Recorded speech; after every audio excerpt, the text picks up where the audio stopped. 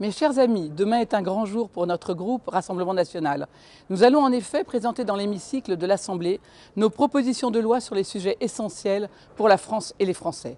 Pour soutenir les femmes qui souffrent d'endométriose, pour créer un complément de revenu pour les étudiants qui travaillent, pour renforcer le contrôle de minorité des étrangers, ou encore pour supprimer les allocations familiales pour les parents d'enfants délinquants, car oui, les parents sont les premiers éducateurs de leurs enfants et doivent assumer leurs méfaits et les en dissuader.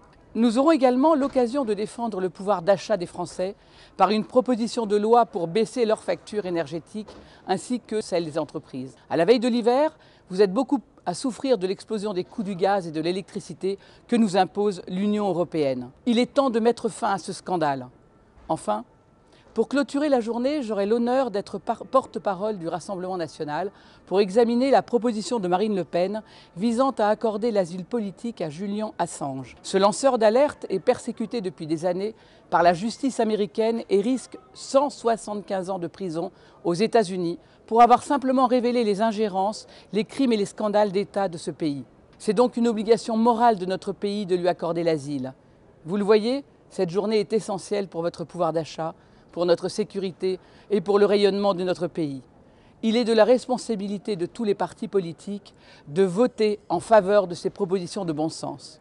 Aussi, demain, vous pourrez de nouveau compter sur vos députés Rassemblement national pour agir avec énergie, conviction et motivation à vous défendre. À défendre la France et les Français. Je vous remercie.